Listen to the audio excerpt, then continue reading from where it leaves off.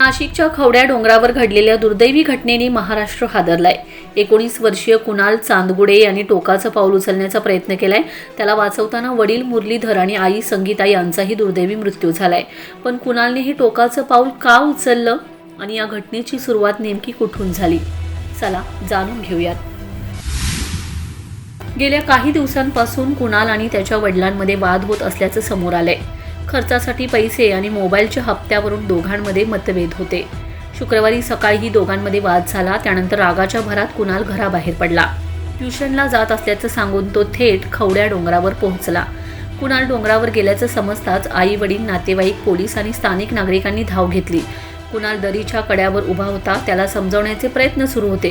कुणालने mobile, घड्याळ आणि गळ्यातील चांदीची साखळी काढून फेकली।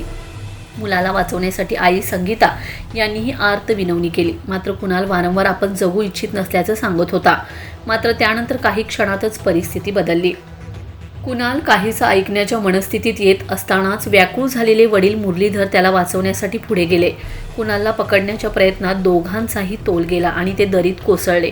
पती आणि मुलगा दरीत कोसळल्याचं पाहून आई संगीता यांनीही धाव घेतली आणि त्या देखील दरीत कोसळल्या। काही क्षणातच चांदगुडे कुटुंबातील 3 जणांचा दुर्दैवी अंत झालाय।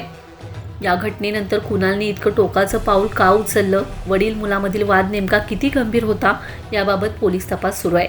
मात्र या घटनेने तरुणांच्या मानसिक आरोग्याचा, संवादाचा आणि संकटाच्या काळात तातडीने मदत मिळण्याच्या गरजेचा गंभीर प्रश्न पुन्हा एकदा ऐरणीवर आलाय।